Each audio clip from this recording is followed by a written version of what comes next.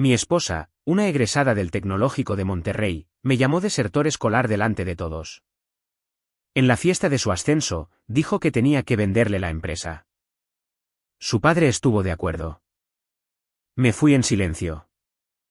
Pero a la mañana siguiente, cuando vinieron a tomar el control, mi esposa estaba de pie en el podio del salón de baile del Hotel Presidente Intercontinental, con una copa de champán en alto, y su diploma de la EGADE Business School brillaba prácticamente detrás de ella en la pantalla de proyección. Estaba hermosa esa noche, segura de su éxito, rodeada de 200 de sus colegas y familiares más cercanos, celebrando su ascenso a vicepresidenta senior. Y estaba a punto de humillarme públicamente de una manera que nunca olvidaría. Quiero agradecer a todos los que hicieron esto posible, dijo Carolina, su voz con ese tono particular de condescendencia que había aprendido a reconocer a lo largo de nuestros 8 años de matrimonio. Especialmente a mi padre, Ricardo, quien me enseñó que en los negocios, tienes que saber cuándo asumir las pérdidas. Hizo una pausa para crear efecto, y sentí que el estómago se me encogía porque sabía lo que venía. Había escuchado variaciones de este discurso en nuestra cocina, en nuestro dormitorio, susurrado a su madre mientras tomaban vino, pero nunca en público, nunca delante de todos los que conocíamos. Mi esposo, Javier, que está sentado justo ahí, dijo, señalándome directamente mientras 200 cabezas se giraban para mirarme. Él abandonó la UNAM para empezar lo que él llama un negocio, una pequeña empresa de software que dirige desde nuestra cochera. Y, sinceramente, es hora de que alguien diga lo que todos estamos pensando. Está fracasando, Javier. Tu lindo proyectito de programación se está hundiendo, y está arrastrando el nombre de nuestra familia con él. La sala se quedó en silencio. No el silencio respetuoso de un momento conmovedor, sino el silencio incómodo de la gente que presencia algo que no debería.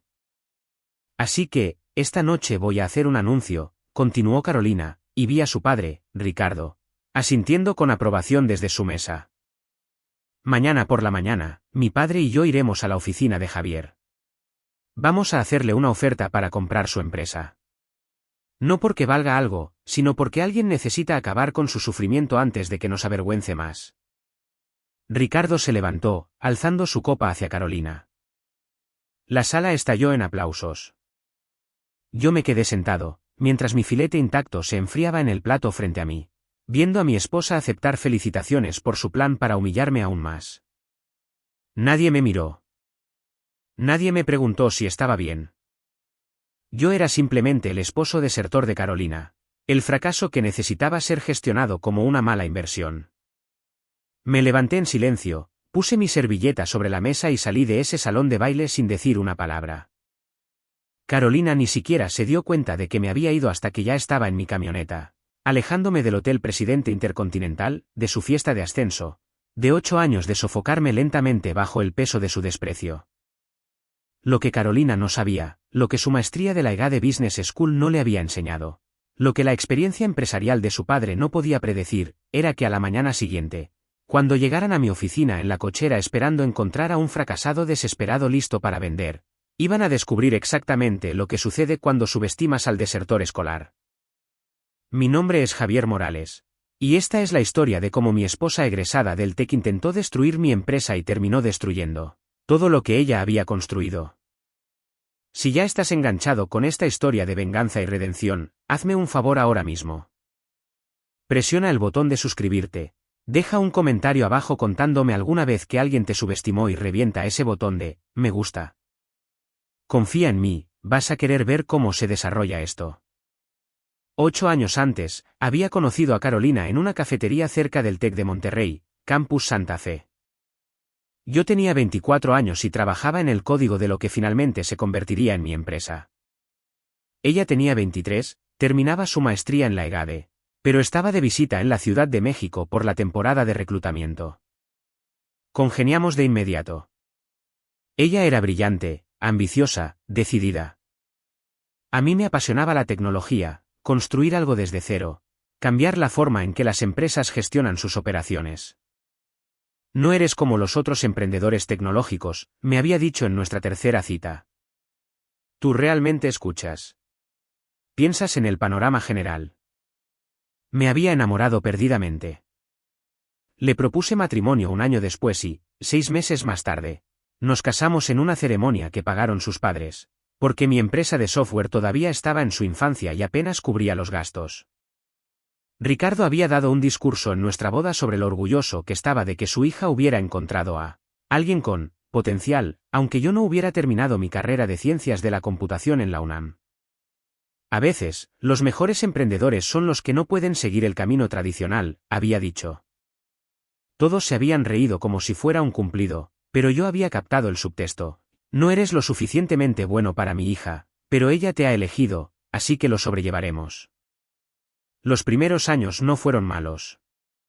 Carolina ascendió en la escalera corporativa del grupo financiero Atlas, una enorme firma de inversión donde su padre tenía contactos. Yo trabajaba 80 horas a la semana construyendo mi empresa, Soluciones Vértice, desde cero. Nos especializábamos en software de planificación de recursos empresariales, ayudando a empresas medianas a optimizar sus operaciones.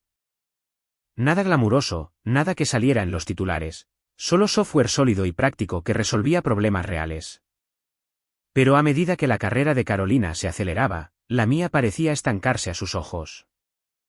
Ella llegaba a casa hablando de acuerdos millonarios, clientes internacionales y ascensos que venían con oficinas en las esquinas y plazas de aparcamiento para ejecutivos. Yo llegaba a casa hablando de depurar código, de conseguir por fin un cliente en Querétaro, del trabajo lento y poco glamuroso de construir algo sostenible. Javier, ¿cuándo vas a madurar? Me había preguntado unos 2 años después de casarnos. ¿Cuándo vas a dejar de jugar en la cochera y conseguir un trabajo de verdad? Este es un trabajo de verdad, Carolina. Tuvimos 12 nuevos clientes el último trimestre. ¿12? Se había reído.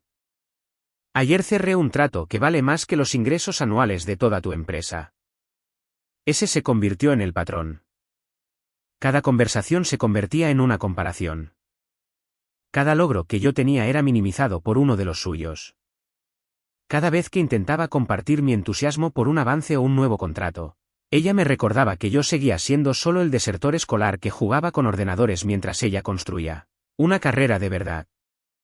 Su padre era peor. Ricardo Pastrana había construido su propia firma de inversión desde cero, y nunca dejaba que nadie lo olvidara. Se sentaba en nuestra mesa a la hora de cenar pontificando sobre estrategia empresarial, tendencias del mercado y la importancia de una educación y credenciales adecuadas. Y me miraba como si yo fuera un caso de caridad que su hija había acogido. Javier, ¿alguna vez has considerado volver a estudiar? Me había preguntado durante la cena de Navidad hace 3 años. Termina esa carrera. Quizás incluso haz una maestría como Carolina. Date algo de credibilidad en el mundo de los negocios. Estoy construyendo un negocio, Ricardo. El título no importa cuando estás creando valor. Todo importa cuando intentas que te tomen en serio, había respondido, cortando su pavó con la precisión de un hombre que se había pasado la vida destrozando los sueños de la gente. Las credenciales abren puertas. Lo que tú estás haciendo es solo esperar que las puertas permanezcan sin cerrar. Carolina había asentido, de acuerdo con su padre como siempre hacía. Fue entonces cuando me di cuenta de que nuestro matrimonio estaba en problemas. No porque no estuviéramos de acuerdo, sino porque ella había dejado de verme como un socio y había empezado a verme como un proyecto que necesitaba ser arreglado. Las críticas se volvieron constantes. Mi empresa no crecía lo suficientemente rápido. Mis decisiones no eran lo suficientemente estratégicas. Mi negativa a contratar basándome en las recomendaciones de su padre no era un negocio inteligente.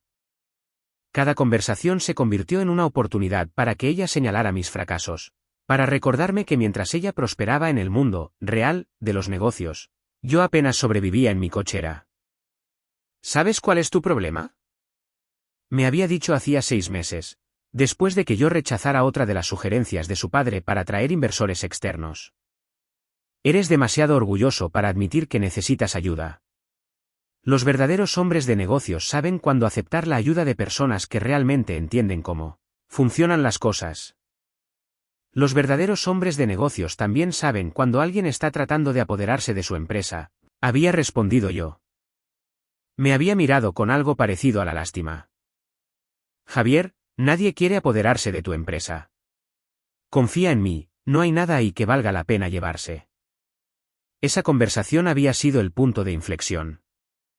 Había dejado de compartir cualquier cosa sobre soluciones vértice con Carolina. Dejé de hablarle de nuevos clientes, nuevos contratos, nuevos desarrollos. Dejé que pensara lo que quisiera sobre mí, pequeño y fracasado negocio de cochera, mientras yo me centraba en construir algo real. Lo que Carolina no sabía, lo que deliberadamente le oculté durante los últimos 6 meses, era que Soluciones Vértice no estaba fracasando en absoluto.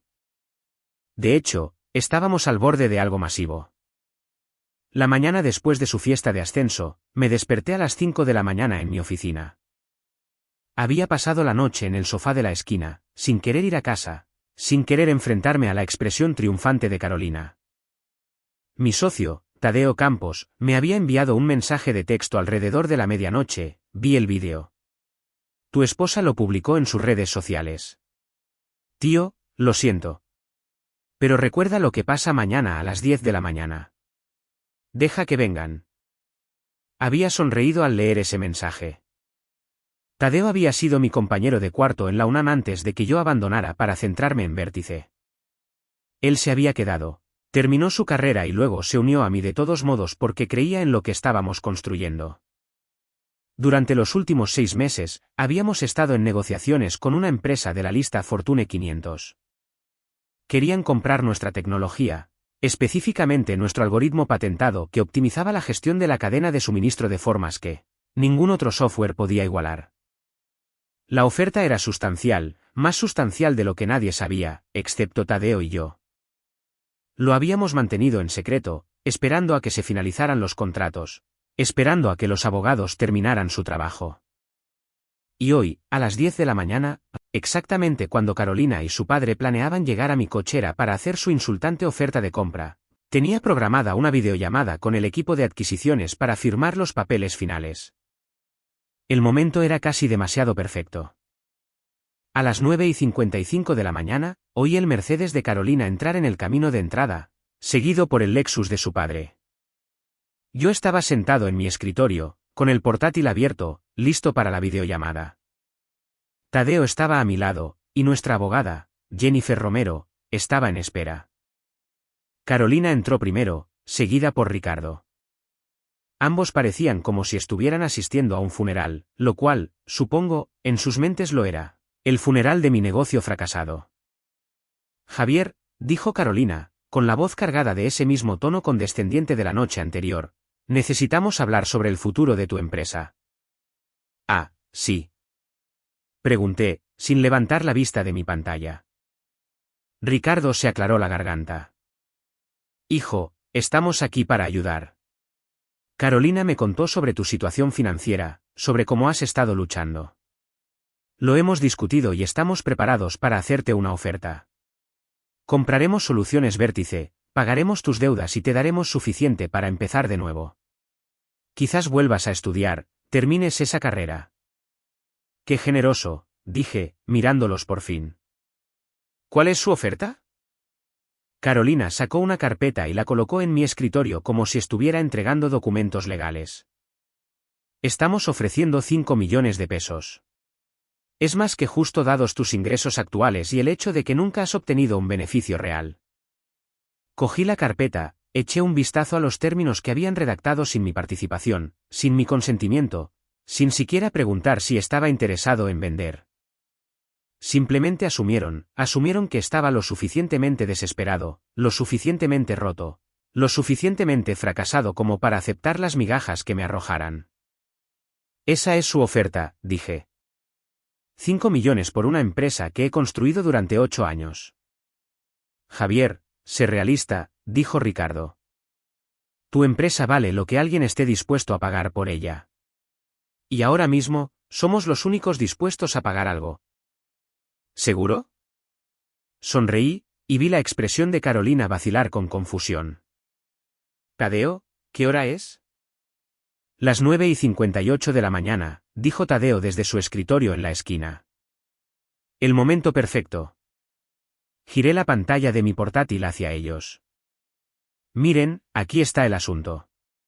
No son los únicos interesados en mi pequeño y fracasado negocio de cochera. De hecho, en unos 2 minutos, voy a tener una videollamada con el equipo de adquisiciones de tecnologías Puente Real. El rostro de Carolina se puso pálido. ¿Puente Real? ¿La Tecnologías Puente Real? La misma, confirmé. Sabes, esa empresa importante con la que tu firma intentó asociarse el año pasado. La que rechazó al grupo financiero Atlas porque su propuesta no era lo suficientemente innovadora. Ricardo estaba mirando fijamente la pantalla. ¿Qué está pasando aquí? Lo que está pasando, dije, mientras aparecía la notificación de la videollamada, es que Tecnologías Puente Real ha estado negociando la adquisición de soluciones Vértice durante los últimos 6 meses. Quieren nuestro algoritmo patentado de optimización de la cadena de suministro, y están dispuestos a pagar sustancialmente más que su insultante oferta de 5 millones de pesos. Hice clic en «Aceptar» en la videollamada. 3 rostros aparecieron en la pantalla: el director ejecutivo de Puente Real, su director financiero y su jefe de adquisiciones. «Buenos días, Javier», dijo el director ejecutivo.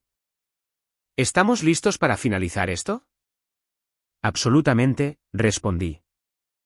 Mi abogada ha revisado todo. Estamos listos para proceder. Carolina estaba paralizada, observando cómo firmaba documentos digitales, cómo aparecían números en la pantalla, cómo la realidad de lo que estaba sucediendo finalmente se registraba.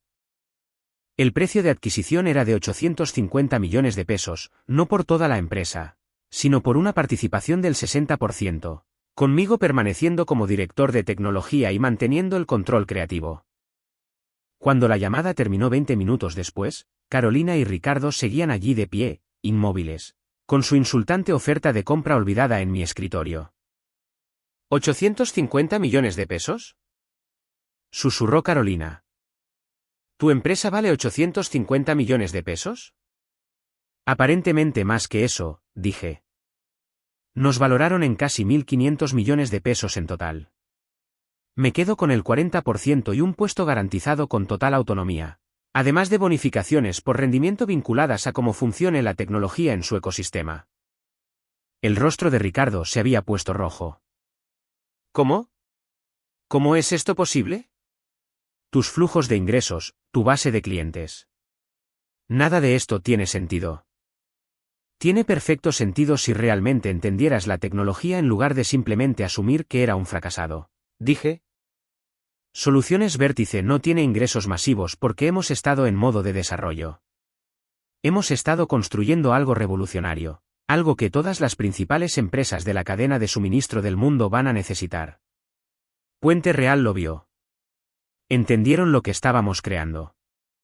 Vosotros solo visteis a un desertor escolar en una cochera. Carolina se dejó caer en una silla, su mundo cuidadosamente construido desmoronándose visiblemente. Javier, no lo sabía. Nunca me lo dijiste. Dejé de contarte nada hace 6 meses, respondí. Cada vez que intentaba compartir lo que estaba sucediendo con la empresa, lo descartabas, te burlabas.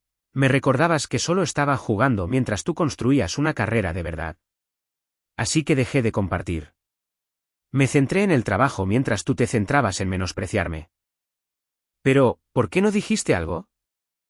Preguntó, con lágrimas formándose en sus ojos. Anoche en mi fiesta, simplemente te quedaste ahí sentado mientras me humillabas delante de 200 personas, terminé. Sí, me quedé ahí sentado. Escuché cómo anunciabas tu plan de comprar mi empresa fracasada, de acabar con su sufrimiento. Escuché a tu padre brindar por tu habilidad para manejar situaciones difíciles, refiriéndose a mí. ¿Y sabes de qué me di cuenta, Carolina? Ahora estaba llorando, el rímel corriendo por su rostro perfectamente maquillado. Me di cuenta de que en realidad nunca me amaste. Amabas la idea de arreglarme, de moldearme en algo que tu padre aprobaría. Pero nunca amaste a Javier Morales, el desertor escolar que creía que podía construir algo significativo. Amabas el proyecto que había que arreglar, el caso de Caridad. Ricardo intentó recuperarse. Javier, seamos racionales con esto. Estás sensible en este momento, comprensiblemente, pero piensa en lo que esto significa para tu matrimonio, para tu familia. Mi matrimonio terminó anoche cuando mi esposa declaró públicamente que yo no valía nada, dije. Y en cuanto a la familia, voy a construir la que debería haber tenido. Gente que cree en mí, que me apoya, que no mide mi valor por títulos del TEC y cargos corporativos. Saqué un sobre que había preparado la noche anterior y se lo deslicé a Carolina. Papeles de divorcio. Los presento hoy. Recibirás lo que estipula el acuerdo prenupcial, lo cual, considerando que no tenía nada cuando nos casamos y que has pasado 8 años diciéndome que soy un fracaso, no debería ser un gran debate. Javier, por favor, dijo Carolina, tratando de tomar mi mano. Podemos superar esto. Cometí un error. Solo intentaba ayudar. ¿Ayudar? Me reí, apartando mi mano. Carolina, no estabas tratando de ayudar. Estabas tratando de controlar, de gestionar, de forzarme a ser alguien que no soy. Pues felicidades. Has conseguido echarme de tu vida. Tadeo se aclaró la garganta desde la esquina. Javier, el equipo de Puente Real quiere programar una cena de celebración esta noche. Vuelan desde Monterrey. Probablemente deberías prepararte para eso. Me levanté, recogiendo mis cosas. Sí, hagamos eso. Será agradable pasar una velada con gente que realmente respeta lo que he construido. Mientras caminaba hacia la puerta, Carolina gritó una última vez. ¿Qué se supone que le diga a la gente? Todo el mundo vio ese vídeo. Todo el mundo sabe lo que dije. Me volví, mirándola de verdad por primera vez en años. Diles la verdad, Carolina. Diles que tú eres la que fracasó. No en los negocios, en eso eres genial. Sino en el matrimonio, en la colaboración, en ver a la persona que tienes justo delante por quien es en realidad. Diles que tu maestría de la EGADE no te enseñó la lección más importante. Nunca subestimes a las personas que se supone que debes amar. Las siguientes semanas fueron un caos, pero del bueno, del que proviene del éxito en lugar del fracaso. La adquisición de Puente Real fue noticia en la industria tecnológica. Exalumno que abandonó la UNAM vende empresa por 850 millones de pesos, decía un artículo. Revolución en la cadena de suministro, como Soluciones Vértice cambió el juego, decía otro. Carolina intentó llamarme docenas de veces, pero nunca respondí. Su padre intentó concertar reuniones a través de intermediarios, probablemente con la esperanza de salvar algún tipo de relación comercial. Rechacé todas las solicitudes. Mi abogada, Jennifer, se encargó de toda la comunicación sobre el divorcio. Está impugnando el acuerdo prenupcial, me dijo Jennifer durante una de nuestras reuniones. Alega que ocultaste activos, que ocultaste deliberadamente el verdadero valor de la empresa. No oculté nada, dije. Simplemente dejé de compartir porque ella dejó de escuchar. Eso no le va a favorecer. Tengo documentación de cada vez que menospreció públicamente tu empresa, incluido ese vídeo de su fiesta de ascenso. Está bastante claro que no tenía ninguna fe en Soluciones Vértice. No puede alegar que merece una parte de algo que intentó destruir activamente. El divorcio finalizó 3 meses después. Carolina no obtuvo nada de la venta porque el acuerdo prenupcial era blindado y la empresa había sido enteramente mía, construida antes y durante nuestro matrimonio sin ninguna contribución financiera por su parte. Intentó argumentar que su apoyo emocional contaba como contribución, pero el juez no se compadeció, especialmente después de ver el vídeo del discurso de su fiesta de ascenso. Señora Morales, había dicho el juez, no puede pasarse años declarando públicamente que algo no vale nada y luego afirmar que tiene valor solo, después de que alguien más reconozca su valía. Así no funciona la contribución. Me enteré por conocidos comunes que el ascenso de Carolina en el grupo financiero Atlas fue rescindido discretamente. Resultó que humillar públicamente a tu cónyuge en un vídeo viral no era bueno para la imagen corporativa. La firma de inversión de Ricardo perdió varios clientes a los que no les gustó la forma en que había intentado presionar a un emprendedor exitoso. El karma, al parecer, tenía sentido del humor. 6 meses después de la adquisición, Tadeo y yo dimos una fiesta para celebrar la integración de Soluciones Vértice en las operaciones de Puente Real. Nuestro algoritmo estaba siendo utilizado por 200 empresas de todo el mundo, revolucionando la forma en que gestionaban sus cadenas de suministro. La tecnología que había construido en mi cochera estaba cambiando toda una industria. ¿Recuerdas cuando nos ofrecieron 5 millones de pesos? Dijo Tadeo, levantando su cerveza. El mejor rechazo de tu vida. El segundo mejor, corregí. El mejor rechazo fue cuando dejé de aceptar la versión de Carolina de quien se suponía que debía ser. En esa misma fiesta, conocí a Sofía Miranda, una inversora de capital de riesgo especializada en empresas tecnológicas en fase inicial. Era brillante, divertida y genuinamente interesada en el trabajo en sí más que en el dinero que generaba. Hablamos durante horas sobre tecnología, sobre la creación de empresas, sobre la importancia de creer en algo incluso cuando todo el mundo te dice que estás loco. Me enteré de lo que hizo tu exesposa, dijo Sofía. Ese vídeo de la fiesta de ascenso circuló en los círculos de inversión. La gente estaba conmocionada. ¿Todavía lo están? Ya no. Ahora lo usan como una historia con moraleja sobre el reconocimiento del valor. Sobre cómo las empresas más revolucionarias a menudo parecen poco impresionantes desde fuera. Sobre cómo las credenciales no equivalen a la sabiduría. Empezamos a salir poco después de esa fiesta. Sofía nunca me preguntó por qué había abandonado la UNAM o si me arrepentía de no haber obtenido mi maestría. Le importaba lo que estaba construyendo, hacia dónde iba, en quién me estaba convirtiendo. Un año después de la adquisición, me invitaron a dar una charla en una conferencia de tecnología en Guadalajara. El tema era, construyendo a pesar de los escépticos. Casi lo rechazo porque no quería convertir el desastre de mi matrimonio en una oportunidad para dar una charla.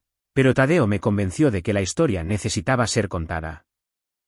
La gente necesita escuchar esto, Javier. No solo sobre el dinero o el éxito, sino sobre mantenerse fiel a tu visión cuando todos a tu alrededor dicen que estás equivocado. Eso es lo que la innovación realmente requiere. Así que fui. Y mientras estaba en ese escenario mirando a 500 personas que habían venido a escuchar sobre la creación de empresas contra todo pronóstico, compartí toda la historia, la cochera, la duda, el desdén, la fiesta de ascenso, el divorcio, todo. Mi exesposa tenía una maestría del TEC de Monterrey, dije hacia el final de mi charla. Tenía todas las credenciales, todas las ventajas, todas las razones para confiar en su juicio. Y estaba absolutamente segura de que mi empresa no valía nada. Estaba segura porque le habían enseñado que el éxito tiene una cierta apariencia, que el valor proviene de credenciales específicas, que las personas sin esas marcas no podrían construir nada importante. Hice una pausa, dejando que eso calara. Pero esto es lo que su maestría no le enseñó, la disrupción nunca parece impresionante al principio. La innovación no sigue los manuales tradicionales. Las empresas más valiosas de la historia comenzaron en cocheras y dormitorios y pequeños talleres extraños, porque ahí es donde va la gente cuando está construyendo algo nuevo, algo que no encaja en los viejos modelos, las viejas suposiciones, las viejas formas de medir el valor. Después de la charla, docenas de personas se acercaron para compartir sus propias historias, emprendedores que habían sido menospreciados por cónyuges, padres y amigos. Personas que habían abandonado los estudios o nunca habían ido a la universidad o habían elegido caminos poco convencionales. Personas a las que se les había dicho que estaban perdiendo el tiempo, su potencial, sus vidas. Me diste permiso para dejar de disculparme, dijo una joven, con lágrimas en los ojos. Me he estado haciendo pequeña porque mi familia piensa que mi empresa emergente es una broma. Pero tienes razón. Sus credenciales no significan que entiendan lo que estoy construyendo. Esa conversación me recordó por qué había aceptado hablar en primer lugar, no para regodearme de mi éxito ni para avergonzar más a Carolina, sino para decirles a todos los que alguna vez habían sido subestimados que no estaban locos, que su visión importaba, que las credenciales, los pedigrís y los marcadores tradicionales de éxito no determinan quién llega a construir el futuro. 3 años después de la adquisición, la tecnología de soluciones Vértice funcionaba en más de 1000 empresas en todo el mundo. Puente Real me había ascendido a director de innovación, dándome recursos para desarrollar nuevas tecnologías. Mi patrimonio neto personal había crecido sustancialmente a través de opciones sobre acciones y bonificaciones, por rendimiento. Pero la verdadera victoria no fue el dinero, ni los títulos, ni el éxito. Fue la libertad de ser exactamente quien era sin disculparme, sin explicar, sin intentar encajar en la definición de valioso de otra persona. Sofía y yo nos comprometimos en una playa en Oaxaca. Sin una fiesta elegante, sin presiones. Solo dos personas que se habían encontrado después de aprender lo que realmente necesitaban en una pareja. Ella me propuso matrimonio, de hecho, lo que pareció apropiado dado que toda nuestra relación se había construido sobre el rechazo de las expectativas tradicionales. Sabes, no tengo una maestría, bromeé cuando sacó el anillo. Bien, había respondido ella. No quiero a alguien que piense que el éxito proviene de seguir fórmulas. Quiero a alguien que construya su propio camino. Alguien con la valentía de ser subestimado y, aún así, seguir adelante. Oí que Carolina se volvió a casar con otro ejecutivo del grupo financiero Atlas. Alguien con las credenciales correctas, la formación correcta, el pedigrí correcto. Sinceramente, esperaba que fuera feliz, que hubiera encontrado lo que buscaba. Nuestro matrimonio había sido un error para ambos, solo que de maneras diferentes.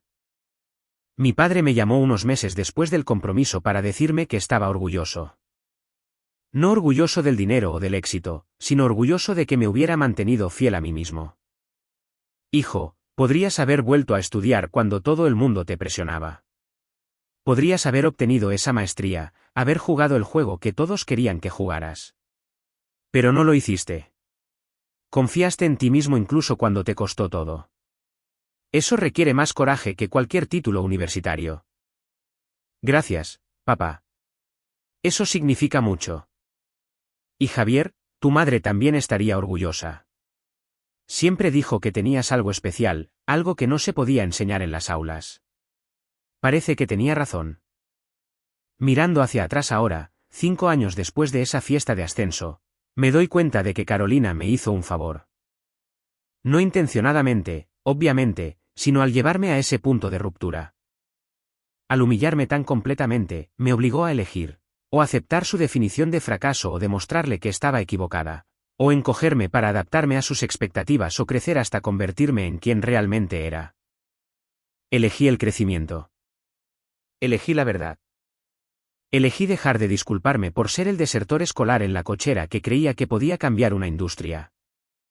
Y al final, esa elección marcó toda la diferencia. Mi empresa vale ahora más de 3.500 millones de pesos. Damos empleo a 300 personas en 4 oficinas. La tecnología que construimos se enseña en las escuelas de negocios como un caso de estudio en innovación. Y sigo siendo el mismo desertor escolar que empezó a programar en su cochera, solo que con mejores recursos y gente que realmente cree en la visión. A veces pienso en esa noche en el Hotel Presidente Intercontinental, en Carolina de pie en ese podio anunciando su plan de comprar mi empresa fracasada, en lo segura que había estado, en lo convencida. Pienso en cómo 200 personas habían aplaudido su sabiduría, su pragmatismo, su capacidad para manejar situaciones difíciles.